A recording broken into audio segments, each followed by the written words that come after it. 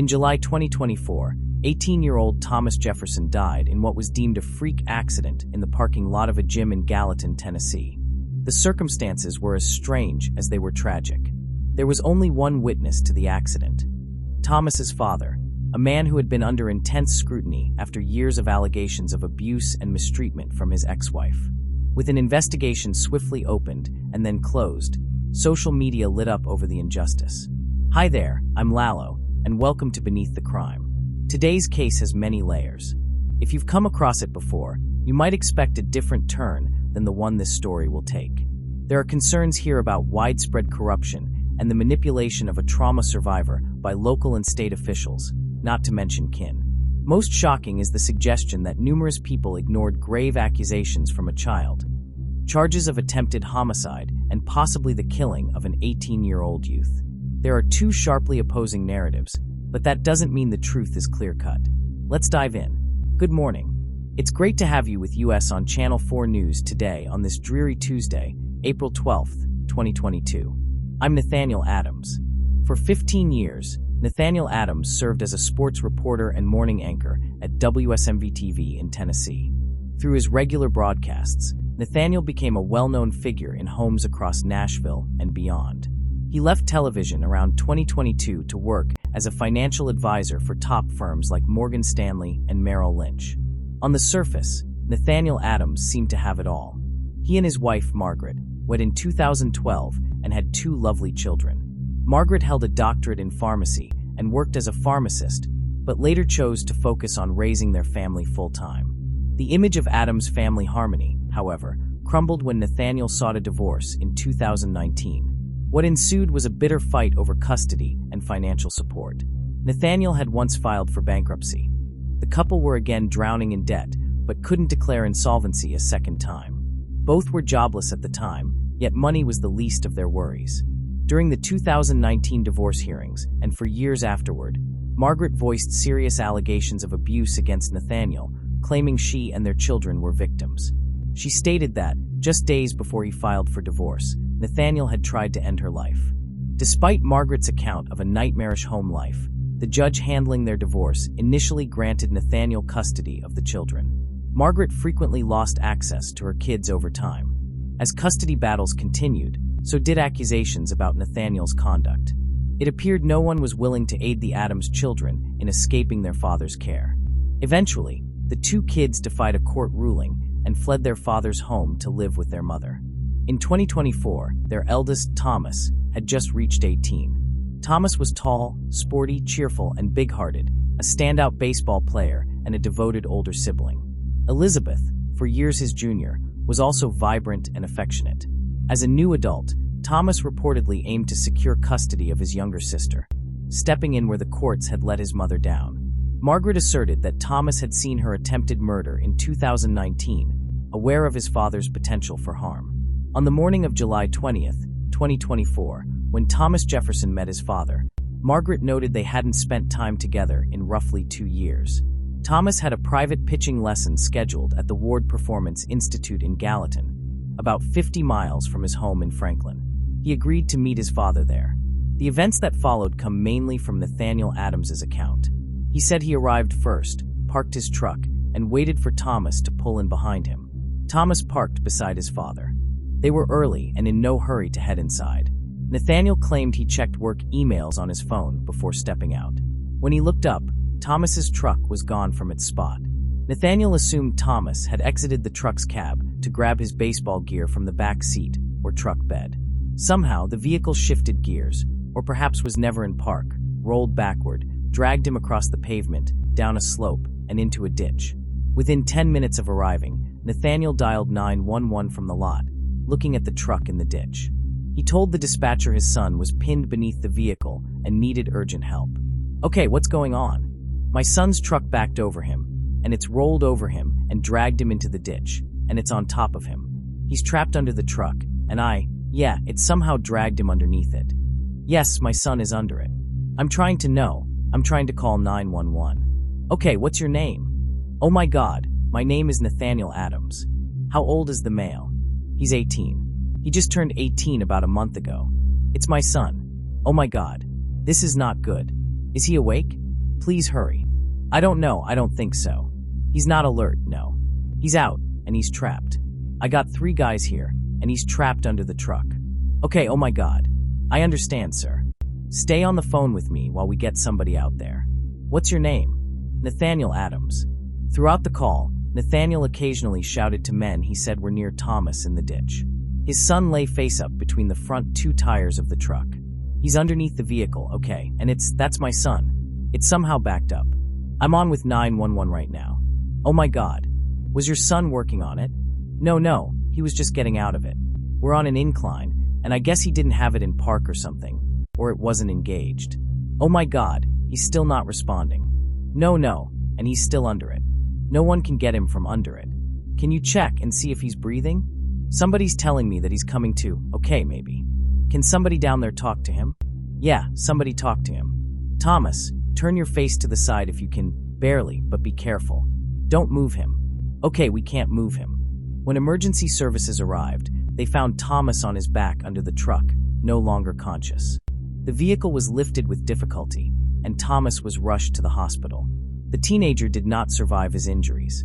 An employee from the gym facility emerged from the building and noticed the vehicles were parked oddly in the lot.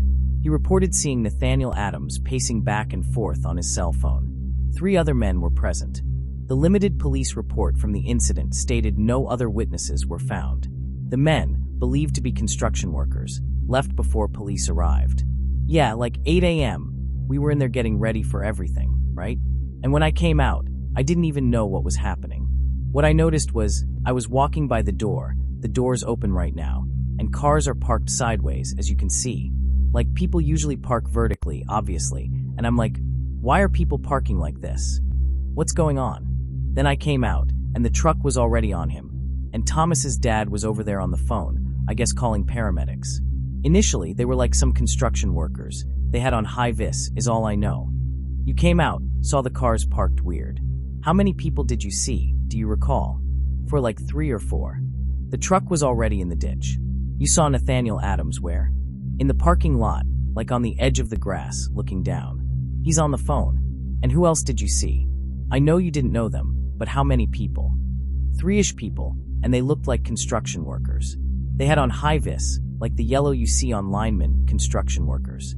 Anytime you work on the road or something, you wear high-vis. It was 3 or so people. At that point, were there police cars or? No, fire truck. They came a few minutes later. No security cameras at the facility or nearby captured the events.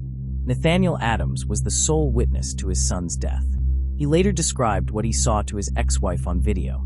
Something I need to address. My car's still running with the air conditioner on, so I can't hear if his is on or off. I look down, then back up, and I see him. 'Cause we were early. We had plenty of time, no rush.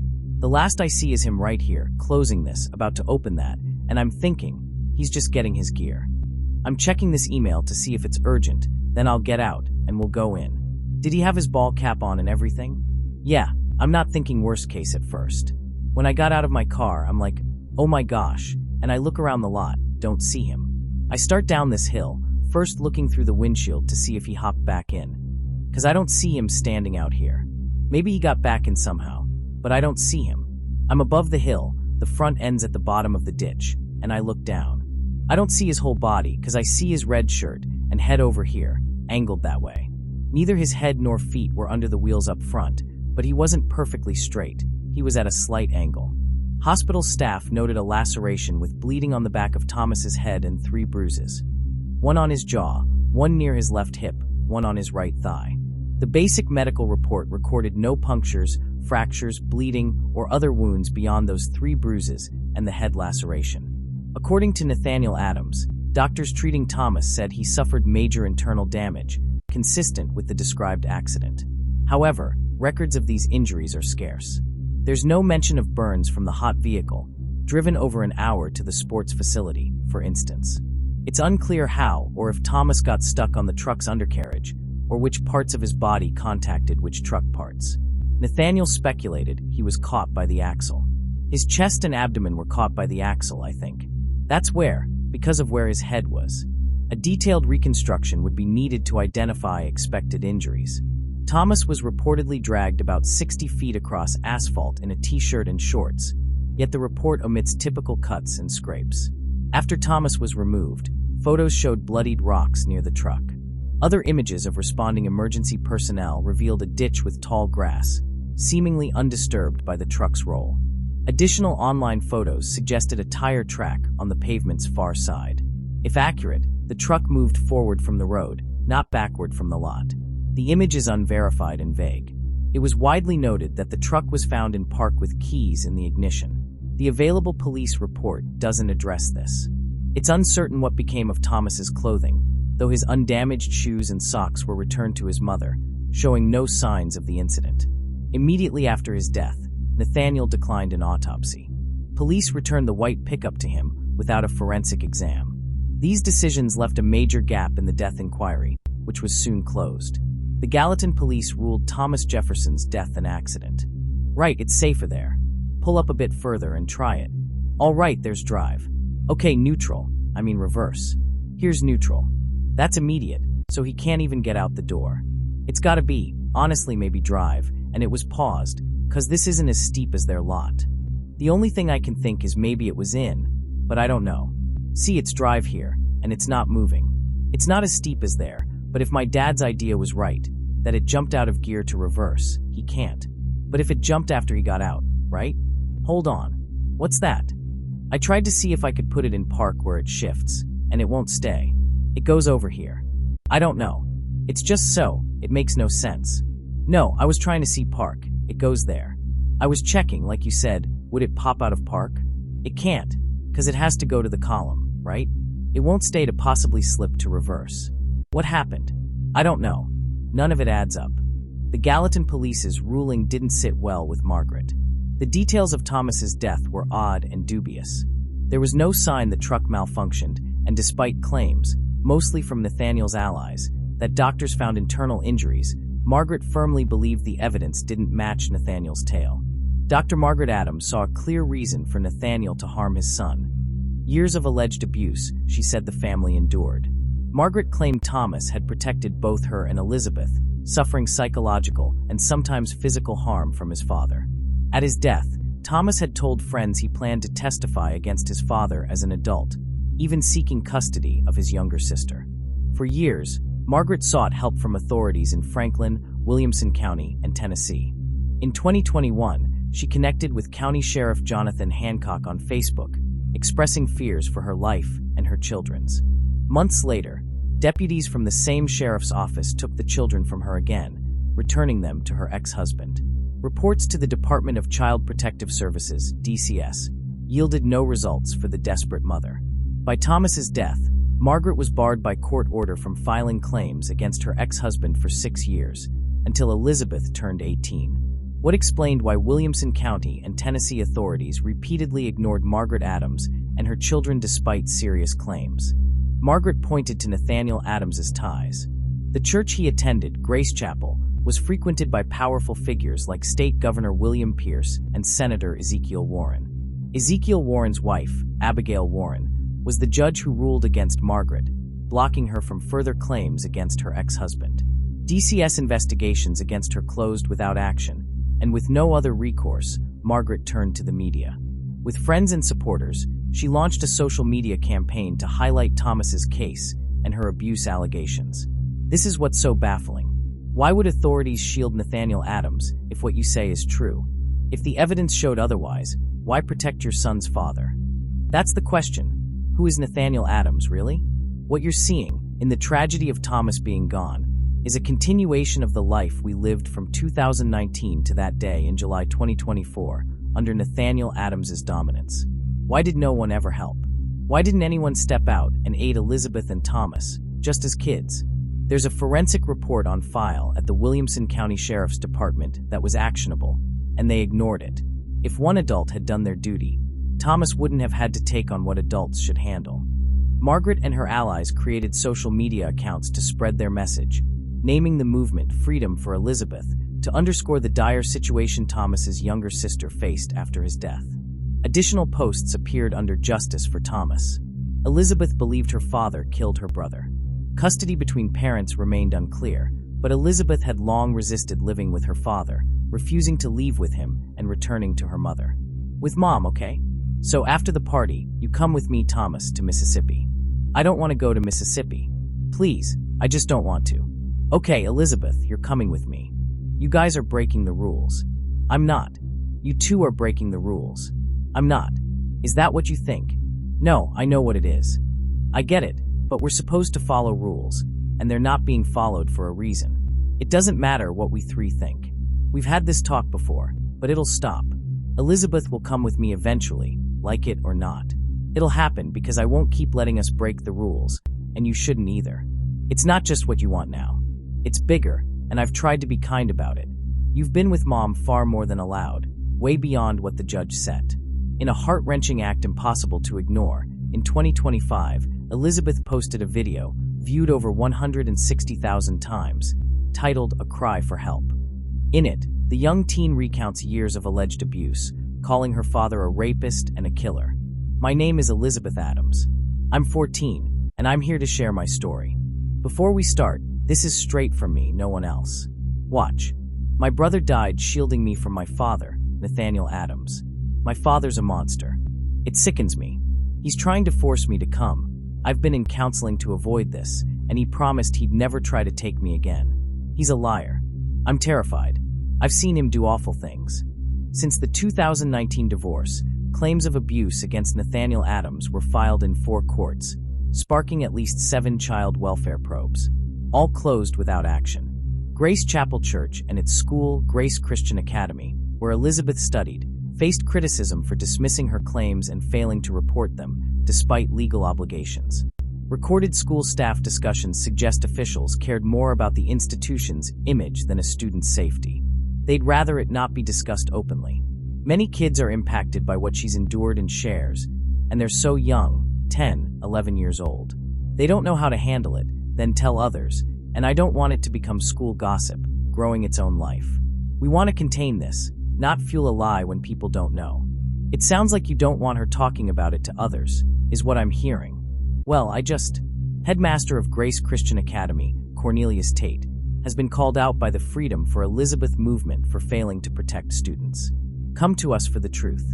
I always say, we won't believe everything your kids say about you, so don't believe everything they say about us. Outrage over apparent legal system corruption, social services failures, and ethically compromised religious and educational bodies has, understandably, grown.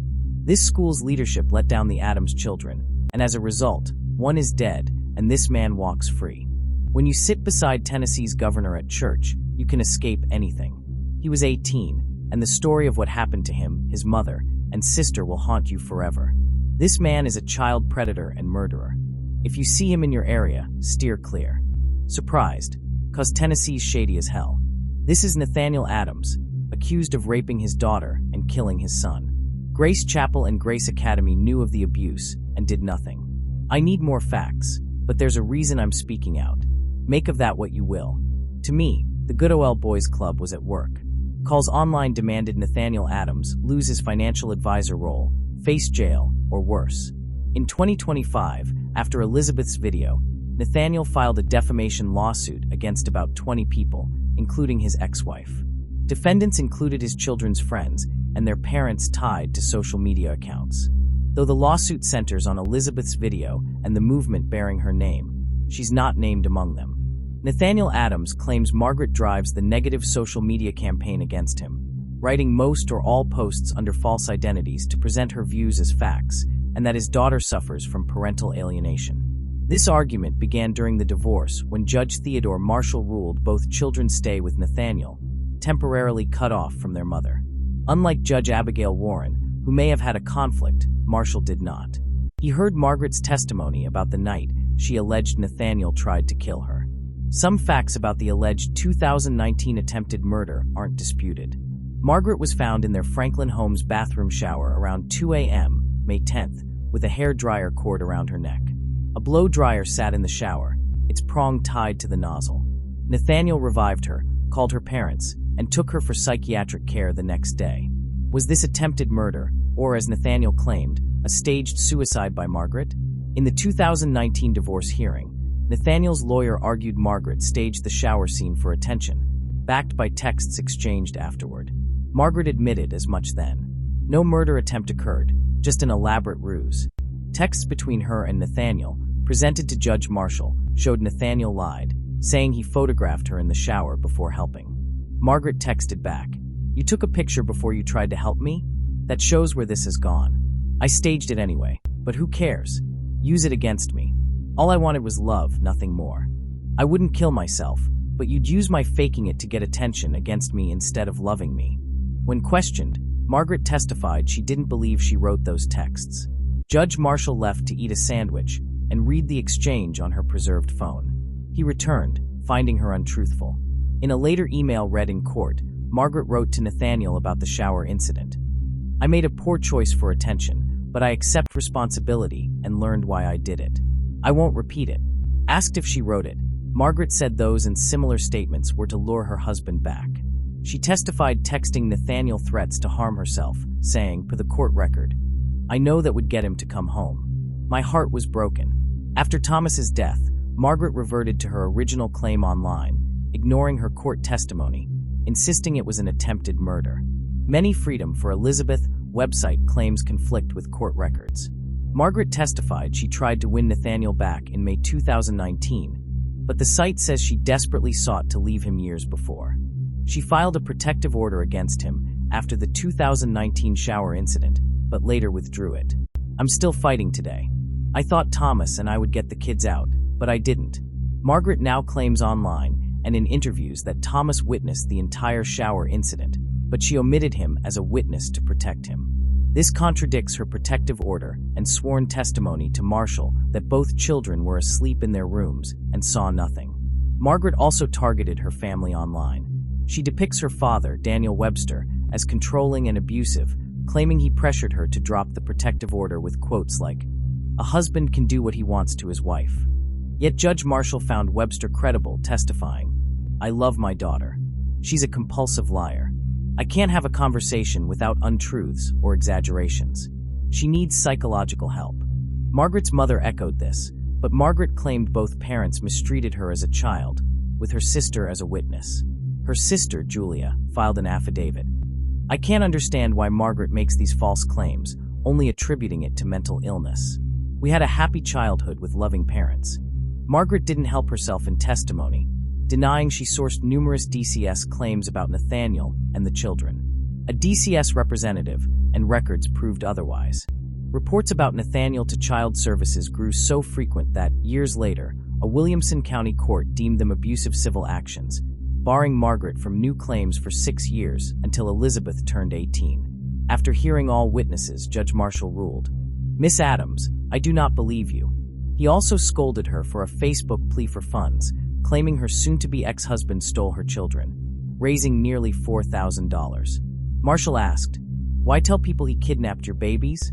"I signed the restraining order, ma'am. If anyone's to blame, it's me."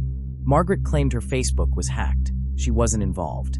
Marshall believed she messaged her children against the restraining order, instructing Thomas via his device to delete her messages after reading.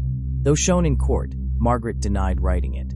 Nathaniel testified his biggest fear about supervised visits was what Margaret might say about him, citing her lying problem. The morning after the shower incident, she told the kids at breakfast their father left to be with another woman. The worst lie he'd heard her tell then. Faced with these contradictions and mental health concerns, Marshall concluded, "I'm concerned about these children's safety, even supervised." His written ruling stated, "The real issue is whether Miss Adams is dealing in reality." He ordered no contact until she underwent a psychiatric evaluation. Dr. Margaret Adams repeatedly rejected Nathaniel's claims of her mental instability. She admitted seeing multiple psychiatrists, but only for help with an unhealthy marriage. She claimed a court-ordered psychiatrist's report, finding her a loving, capable mother, was ignored by Marshall. Her separation from the children was temporary. Visitation was gradually restored, and the kids eventually fled Nathaniel's care to live with her. In a Justice for Thomas video, Margaret described finding her son's grave cleared of markers, flowers, baseball items, and mementos left by mourners, alleging Nathaniel wanted it unmarked. She accused him of threatening to relocate Thomas's resting place, possible since he paid for the plot. The groundskeeper, my friend, was out there. I said, "What happened?" He said Mr. Adams came and told me to clear everything, so I did. It's in a box at the memorial home. In Tennessee, by law, both parents own half a child's burial, so his claim doesn't hold. But in his mind, he owns Thomas and this spot and can do what he wants. His was the only grave fully cleared. Days later, the owner said Nathaniel wanted it cleared, with dead flowers left on it. Margaret then claimed Nathaniel bought plots for her, Elizabeth, and himself, linking it to a supposed murder-suicide plan. She feared for her life. We were in the counselor's office, September 26th, telling him we'd never be a family, never return to him. The next week, October 6th, he set up payments for the plots, putting my name on plot 3, Elizabeth's on 1, his on 4. Pamela Stevens, funeral director at Williamson Memorial in Franklin, Tennessee, said she helped Nathaniel and Margaret, together, select Thomas's burial plot the day after his 2024 death. All family plots were chosen then, with Margaret's approval, and a deposit made. On October 6th, Nathaniel paid the balance and signed the contract as agreed. Pamela swore items were removed from Thomas's grave for mowing, with Margaret notified. Margaret then took the temporary marker herself, per Pamela's affidavit, and photographed the unmarked plot, blaming Nathaniel. The white pickup stayed with Nathaniel for months after Thomas's death. He had it scrapped, per Margaret, without informing her. That's what I'm saying, not now but later before you sell it. I know some boys want to see it. Yeah, let me take a few pictures. Margaret tracked it down and had it analyzed. A Justice for Thomas report from the vehicle's computer claimed someone was in the driver's seat in the last 3 seconds, with weight detected, the accelerator pressed, and the wheels sharply turned right, matching tire patterns. Then it was parked, turned off, and the weight left. Thomas couldn't have exited, being under it, so the black box revealed everything. We have all the evidence, we just don't have an open investigation. If accurate, the data shows a driver accelerating before the truck hit the ditch, with the seatbelt fastened and both pedals used. It suggests someone deliberately drove when it struck Thomas. It's unclear if this was part of evidence reviewed by ADA Brandon Lambert and Gallatin Police when they reopened the case in 2025.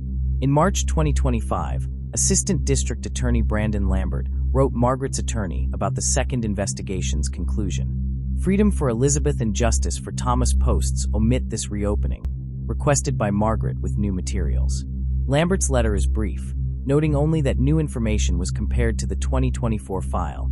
2024 investigators were interviewed, and the probe was thorough. There's no mention of exhumation, scene reconstruction, or truck forensics.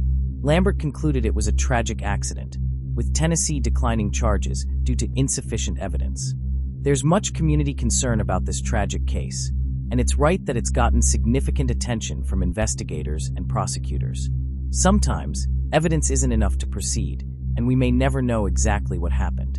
I'm confident, from talks with the DA's conference director, who personally invested rare time, that this case was thoroughly examined with all possible resources. Before leaving that morning, Thomas paused at the door, saying something unusual. "Mom, I don't want to die in Gallatin today." If I'd begged him not to go or gone with him to check the lot, I thought he meant his lungs from past COVID. He was recovering, needing x-rays and doctors. I didn't want to hover, but I thought he might need me there. He said, "No, Mom, you're not going." An hour later, I got the call. Nathaniel Adams's defamation suit is ongoing in Tennessee courts. He notes the accident happened in daylight, during business hours, near an open business and a busy road. He alleges false claims partly aimed to raise funds. 2 GoFundMe pages tied to Freedom for Elizabeth and Justice for Thomas seek money. One for evidence to investigate Thomas's death independently, raising over $130,000, and another for Elizabeth's legal counsel at 16 to pursue charges against her father, raising nearly $40,000. The latest development, reported by the Daily Mail in mid-April 2025, was Margaret's claim that in 2024, Williamson Memorial, under Pamela Stevens, broke Thomas's ankles to fit him in a smaller coffin. She said she saw this at a visitation, though no one else present reported it. The Tennessee Board of Funeral Directors found no evidence beyond Margaret's account. The death investigation hasn't reopened a third time. District Attorney Lawrence Whitley upheld prior statements, noting multiple reviews without detailing evidence, adding, "I prosecute what's feasible, but this was a parking lot accident." A Change.org petition to reopen the case has over 325,000 signatures. In June 2025, Elizabeth was removed from Margaret's custody and placed in DCS care. In June 2025, Thomas Jefferson would have turned 22. That was the tragic case of Thomas Jefferson and his family. Thank you for watching and supporting us at BTC, and a special thanks to our members for your extra support. I'm Lalo, this is Beneath the Crime, and I'll see you in the next one.